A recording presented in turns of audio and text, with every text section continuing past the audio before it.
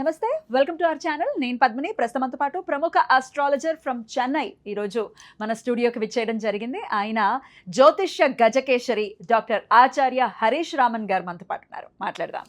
Sir నమస్కారం అండి. నమస్కారం. ఎలా ఉన్నారు? బాగున్నాను. మీరు ఎలా ఉన్నారు? నేను బాగున్నాను. Thank you so much for your time. All the way from Chennai ఇక్కడికి మీరు రావటం జరిగింది. లాస్ట్ టైం మనం వీడియోస్ని అందించడం జరిగింది, రాశి ఫలాలు ఇవ్వటం జరిగింది ఉగాదిని పురస్కరించుకుని. సో మరొక్కసారి మీ ప్రిడిక్షన్స్ కావాలి అని మేము రిక్వెస్ట్ చేసిన ఎడల మీరు ఇక్కడికి వచ్చినందుకు కృతజ్ఞతలండి. Thank you. దీర్ఘాయుష్మాన్ భవ. ప్రేక్షకులందరికీ నమస్కారము. దీర్ఘాయుష్మాన్ భవ. ఫ్యామిలీలో అన్ని మంగళ కార్యాలు ఈ గురువు మార్పు వల్ల అంతా బాగా జరగాలని నేను సంకల్పం చేసుకుంటున్నాను. సో గురువు యొక్క మార్పు అనేది జరగబోతోంది రేపు జూన్ 2వ తారీఖున. గురువు ప్రతి ఏటా ఒక్కసారి మారుతారు, ఒక రాశిలోకి వెళ్తారు, అది మాకు తెలిసినటువంటి విషయమే. కానీ రాశి త్రయం జరుగుతోంది. గురువు ఉచ్చస్థితిలోకి రాబోతున్నారు. దీని ద్వారా ద్వాదశ రాశుల వాళ్ళకి ఎలాంటి ఫలితాలు ఇవ్వబోతున్నారు గురువు అనేది ఖచ్చితంగా మీ ద్వారా మీ ప్రిడిక్షన్స్ చాలా యాక్యురేట్గా ఉంటాయి. ముందే మీరు చెప్పేవన్నీ కూడా అలా జరుగుతుంటే చాలా ఒక్కోసారి భయం వేస్తుంది. సో డెఫినెట్గా చాలా యాక్యురేట్గా మీ ప్రిడిక్షన్స్ ఉంటాయి కాబట్టి మీ ద్వారా మేము తెలుసుకోవాలని అనుకుంటున్నాం. మరి ద్వాదశ రాశుల వాళ్ళకి ఒక్కసారి మీ ప్రిడిక్షన్స్. అర్థికల్పితకల్పోయం ప్రత్యర్థిగజకేసరి వ్యాసతీర్థ గురుర్భూయా తస్మతిష్టార్థ సిద్ధి. ఫస్ట్ విషయం వచ్చేది, ఇప్పుడు గురువు మార్పు అనేది యాక్చువల్లీ మంచి విషయం అని చూడాలి. బికాస్ గురువు మారుతున్నాడంటే 100% గురువు అంటేనే మంచివాడు, దాంట్లో డౌటే లేదు. అంటే ఆ గ్రహం మనకి 100% శుభత్వం అని చెప్తాం. మంచి విషయం మాత్రమే ఇస్తుంది. దాంట్లో చెడిపోతుంది, చాలా కష్టం ఇస్తాడు, గురువు చెడిపోయాడు అలాగా మనం ఎప్పుడు గోచారంలో వి కాంట్ టేక్. ఒకటి, ఇప్పుడు గురువు మారేది చూసారంటే ఉచ్చస్థానంలో కర్కాటక రాశిలో కంజంక్ట్ అవుతాడు. కర్కాటక రాశిలోకి రావడం మాత్రం కాదు, అక్కడ పుష్యయోహం కనెక్ట్ అవుతుంది.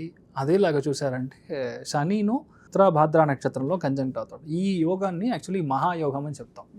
ఇప్పుడు నేను లాస్ట్ ఉగాదిలో మనం మాట్లాడినప్పుడు ఈ టైంలో పెద్ద పెద్ద ఋషి ముని సన్యాసులు అవతరిస్తారు, అంటే గురువు పెద్ద పెద్ద గురువులు అవతరిస్తారు అని చెప్పింది ఒకటి. అదేలాగా చూసారంటే ఇప్పుడు కొత్తగా కొన్ని మఠాలకి కొంత గురువుల్ని చిన్న పిల్లలుగా ఉన్న వాళ్ళకి గురువు స్వీకారం చేసి స్వామిగా వాళ్ళు మార్చడానికి టైం కూడా ఇదే జరుగుతుంది.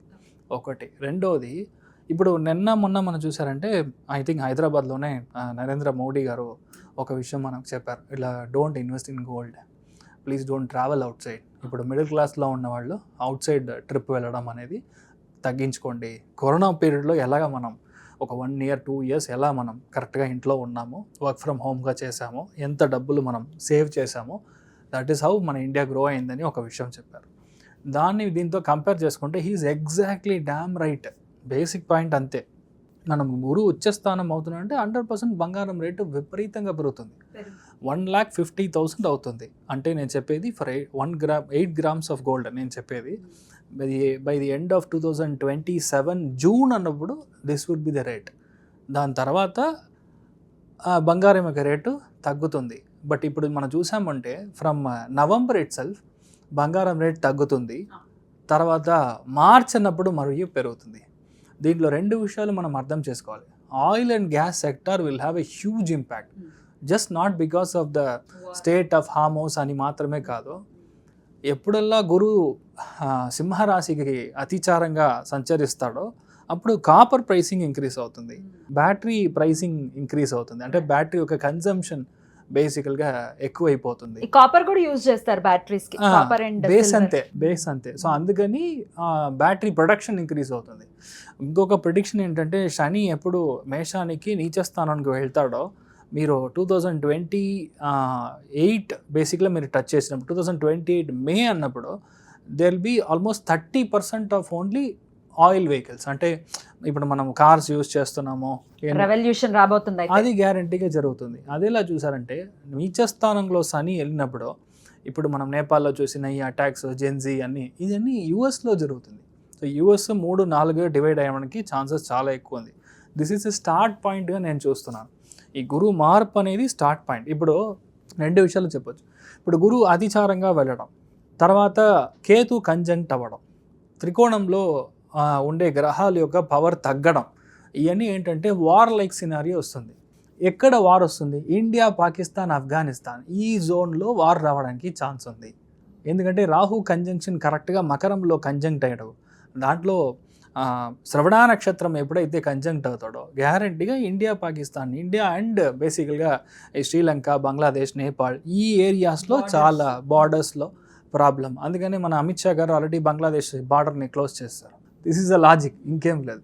సో అలాగా జరగడానికి ఛాన్స్ ఉంది. సో గురువు ఇలా మారడం మంచిదా అంటే 100% మంచిది కాదు. ఎందుకంటే సామాన్య మనుషులు డబ్బు పరంగా, ఆర్థిక పరంగా సెన్సెక్స్ అంతా విపరీతంగా పడిపోతుంది. Stock market will have a huge crash. ఇవన్నీ వచ్చి బికాస్ ఆఫ్ గురు మార్పు. ఇన్ జనరల్గా మనం అర్థం చేసుకునేది ఇలా మనం అర్థం చేసుకోవాలి. రైట్, ఇట్లా ఉండబోతుంది గోచార ఫలితం గురువు యొక్క మార్పు. ఇక ద్వాదశ రాశులకి కూడా ఎలా ఉంటుందో మీరు ఒక్కసారి ఎక్స్ప్లెయిన్ చేయండి. మరి మొదలు పెడదాం. మరి సింహరాశి వారికి జూన్ 2వ తారీఖు నుంచి గురువు మార్పు రీత్యా ఏ స్థానంలో ఆయన ఎటువంటి ఫలితాలు ఇస్తాడు అనుకోవచ్చండి? ఫస్ట్ విషయం, సింహరాశి వాళ్ళు ఇంటిని మర్చిపోవాలి.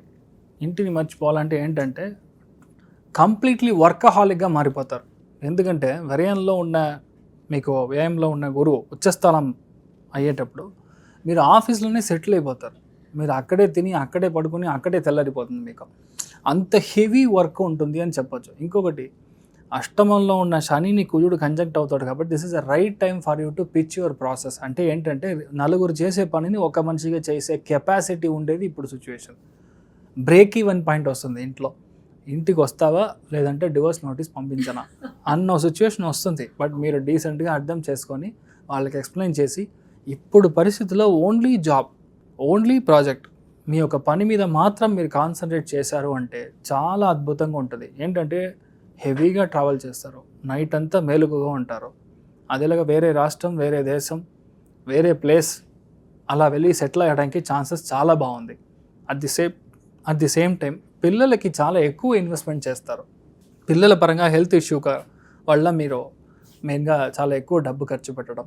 అంటే పిల్లల భవిష్యత్తు కోసం అబ్బాయి బయటికి వెళ్ళి యూకే వెళ్ళి చదవాలంటాడు సార్, ఫిన్లాండ్ వెళ్ళి చదవాలంటాడు సార్, ఆ యూనివర్సిటీలో సీట్ దొరికింది అందుకని లోన్ తీసుకోవాలి, లోన్ తీసుకున్న వల్ల 2 జాబ్ చేయాలి, మల్టిపుల్ సోర్స్ ఆఫ్ ఇన్కమ్ నేను జనరేట్ చేయాలి, మా ఇంట్లో డబ్బు సరిపోదు. అష్టమంలో శని ఉన్నప్పుడు ఇంట్లో పెద్దవాళ్ళని చాలా జాగ్రత్తగా చూసుకోవాలి. గురువు కంజంక్షన్లో వస్తున్నాడని మంచిది మాత్రం జరుగుతుందని మనం అనుకోవచ్చు. At the same time health పరంగా, ఇంట్లో పెద్దవాళ్ళ హెల్త్ పరంగా మెయిన్గా మీరు చూసుకోవాలి. మెయిన్గా సింహరాశి వాళ్ళకి కాళ్ళకి దెబ్బ తేకుండా చూడాలి. అదేలాగా ఇంట్లో పెద్దవాళ్ళు మెయిన్గా హెల్త్ పరంగా కొలెస్ట్రాల్ కానీ, అదేలాగా మీ యొక్క లిగమెంట్స్ సంబంధించిన విషయాలు కానీ చాలా జాగ్రత్తగా ఉండాలి. బట్ ఏంటంటే ఇంకొక మంచి విషయం, ఒక యాంగిల్ మాత్రమే మనం చూసాం. ఇంకో యాంగిల్లో గురువు దృష్టి అని ఒక సమాచారం ఉంది. అది మీకు చాలా బాగుందని చెప్పొచ్చు. అంటే ఏంటంటే ఇల్లు కొంటారు, 100% ఇల్లు అనేది మీకు సొంతం అవుతుంది. మిలిటరీ క్వార్టర్స్ పక్కన, పోలీస్ క్వార్టర్స్ పక్కన, ఇలాంటి స్థలం పక్కన మీకు ఇల్లు కొనడం అనేది గ్యారంటీగా జరుగుతుంది. పీడబ్ల్యూడీ డిపార్ట్మెంట్ వాళ్ళందరూ ఉండే సిచ్యువేషన్, దాని పక్కన ఇల్లు కొనడం. ఇలాగా మీరు బ్రిడ్జెస్, బేసికల్గా ఎక్కడైతే మెయిన్ బ్రిడ్జెస్ ఉందో దాని పక్కన ఇల్లు కొనడం. మెయిన్ హాస్పిటల్, విపరీతమైన హాస్పిటల్ అది, అలాంటి చోట పక్కన మీ ఇల్లు, నేను చెప్పేది లెస్ దాన్ 2 కిలోమీటర్స్ రేడియస్ లోపల మీకు దొరకడం అనేది గ్యారంటీగా జరుగుతుంది. ల్యాండ్ పరంగా ఆల్రెడీ ప్రాబ్లం ఉందంటే ఆ ల్యాండ్ పరంగా ఉన్న ప్రాబ్లమ్స్ క్లియర్ అవుతుంది. అంటే 100% లోన్ తీసుకోవడం ఖాయం, దానిలో డౌట్ లేదు. అంటే ఎక్స్ట్రా ఇన్కమ్ జనరేట్ చేయడం అనేది ఇప్పుడు కావాలి. మీకు వచ్చేది 50,000 అంటే ఇప్పుడు మినిమం 40,000కి ఈఎంఐ రెడీగా ఉంటుంది. యూ కాంట్ డూ ఎనీథింగ్, అది జరుగుతుంది. అదేలాగా హెల్త్ పరంగా ఉన్న ప్రాబ్లమ్స్ అన్నీ, మీ యొక్క పర్సనల్ హెల్త్ ప్రాబ్లంగా ఉన్న విషయాలన్నీ సరి అవుతుంది. అదేలాగా ఒక విధంగా చూసారంటే డబ్బు వస్తూ ఉంటుంది, రెస్పాన్సిబిలిటీ యాడ్ అవుతూ ఉంటుంది. ఫ్యామిలీ లైఫ్ చాలా జాగ్రత్తగా చూసుకునే ఒక సిచ్యువేషన్లో మీరు ఉన్నారు. అదే మ్యాటర్. ఇంట్లో వచ్చి నాకు పెట్ అనిమల్స్ ఉంది, డాగ్ పెంచుతున్నాను, ఈ టైంలో డాగ్ని బయటికి వస్తే మీరు లోపల వస్తారు అంతే. You should completely keep your pet animals away. వాళ్ళ హెల్త్, వాళ్ళ పోషాక అంతా బాగుంటుంది, కానీ మీరు బయట ఉంటారు. ఎప్పుడైతే అష్టమంలో శని ఉందంటే లాస్ట్ మీరు చూసారంటే ట్రాక్ రికార్డ్ మీరు చూడండి, నెక్స్ట్ 1 yearకి జరగబోతుందని చెప్తున్నాను. Highest amounts of dog bite ఎవరికి జరుగుతుందంటే సింహరాశి వాళ్ళకి జరుగుతుంది.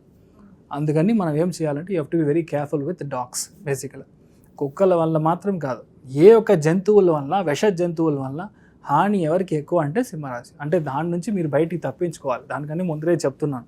కొన్ని విషయాలు నెగిటివ్గా అడ్రస్ చేయడానికి రీజన్ ఏంటి అంటే అది మనం జాగ్రత్తగా ఉండాలి అని మాత్రమే ఒక ఇంటెన్షన్లో మనం చెప్తున్నాం, ప్రికాషనల్ మాత్రమే. అందుకని మా ఇంట్లో ఒక కుక్క ఉంది, ఆ కుక్క బాగుంది, నాకు చాలా నచ్చింది, ఇంకో కుక్క కొంటాను, కుక్కల ఇల్లుగా అయిపోతుంది, మీ ఇల్లు అవ్వదు. అందుకని ఆ విషయంలో మీరు జాగ్రత్తగా ఉండాలి. ఎంత అవుతుందో అంత మీరు బయటికి ఉంటాం. అంటే ఈ 1 yearకి ప్రాక్టికల్గా పాసిబుల్గా మీకు అవుట్ ఆఫ్ స్టేట్ దొరికింది, లేదంటే ఆఫ్ షోర్ ఏదైనా ప్రాజెక్ట్ దొరికిందంటే అక్కడికి వెళ్ళి మీరు పని పూర్తి చేసుకొని రావడం అనేది చాలా మంచిది. ఎందుకంటే ఫ్యామిలీ లైఫ్ అంత సరిగా ఉండదు. మీరు ఒకటి చెప్తే మీ వైఫ్ ఒకటి చెప్తారు, సంబంధమే ఉండదు. మీ వైఫ్ ఒకటి చెప్తే మీరు ఒకటి చెప్తారు, లేదంటే ఇంట్లో పెద్దవాళ్ళు ఒకటి చెప్తారు. అసలు ఆ కాంటెక్స్టే అర్థం చేసుకోరు బేసికల్గా.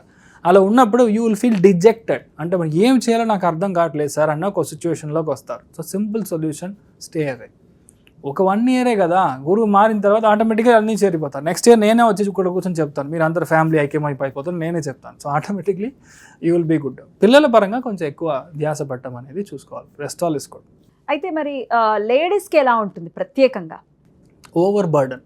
ఇప్పుడు సింపుల్ హస్బెండ్ వచ్చి వేరే స్టేట్కి వెళ్ళిపోయారు, లేదంటే వేరే అంటే టోటల్ ఫ్యామిలీ మొత్తం మేనేజ్ చేసే ఒక పెద్ద రెస్పాన్సిబిలిటీ అనేది గ్యారంటీగా లేడీస్కి ఉంటుంది. అది మెంటలీ ఆల్సో అదేలా చూసారంటే కేతు నక్షత్రంలోనే కంజంక్ట్ అయి బయటికి వెళ్తున్నాడు.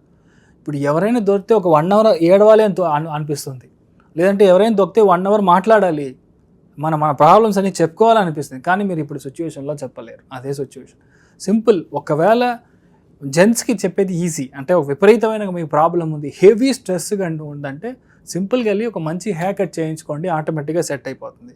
లేడీస్ అయితే ఏనుగు యొక్క హెయిర్ దొరికింది అంటే దాన్ని మీరు ఉంగరంగా చేసి నెక్స్ట్ 1 ఇయర్ పెట్టుకుంటే ఈ దృష్టి క్లియర్ అవుతుంది, మనసులో ఉన్న బాధలు క్లియర్ అవుతుంది, మీ యొక్క హెల్త్ పరంగా ఉన్న ప్రాబ్లమ్స్ అన్నీ క్లియర్ అవుతుంది. ఫస్ట్ విషయం. అందుకని it's good. Nothing other than that దేవతారాధన ఏది చేయాలండి? వినాయకుడిని పట్టుకోవడం అనేది చాలా ఇంపార్టెంట్. దాంట్లో వినాయకుడికి పాసిబ్లీ సండే పొద్దున్న 6 to 7 వెళ్ళి మీరు దర్శనం చేసుకొని వచ్చారు, రెగ్యులర్గా వెళ్ళాలి. సండే మార్నింగ్ 8 గంటల వరకు బాగా నిద్రపోకూడదు. 6 o'clock అంటే 6:15కి అట్లీస్ట్ మీరు వినాయకుడిని, రాజగణపతి అంటాం, అలాంటి గణపతి దొరికాడు అంటే అక్కడికి వెళ్ళి మీరు చూసుకొని రావడం. లేదంటే సిద్ధి వినాయకుడు అయినా పర్వాలేదు, మీ యొక్క మనసులో ఉన్న విషయాన్ని సిద్ధి చేస్తాడు. సో గ్యారంటీగా అది అక్కడికి వెళ్ళి రావడం అనేది గ్యారంటీగా సింహరాశి వాళ్ళకి బాగుంటుంది. మెయిన్గా జాబ్ ప్రాస్పెక్ట్స్ డబ్బుల పరంగా చాలా బాగుంది. ఫ్యామిలీ విషయం అంత సరిగా లేదు. Practically this is true. దీనికి ఉపాయం అనేది వినాయకుడు, అంతే. వినాయకుడి శరణు వేడి ఖచ్చితంగా ఈ ఫ్యామిలీ పరంగా కూడా పీస్ఫుల్గానే వెళ్ళాలి సింహరాశి వారికి అని మనస్ఫూర్తిగా కోరుకుంటూ చాలా అద్భుతంగా తెలియజేశారండి. ఇక నెక్స్ట్ వీడియోలో కన్యా రాశి గురించి తెలుసుకుందాం. థ్యాంక్ యూ హరీష్ గారు. నమస్కారం. Thank you. నమస్కారం.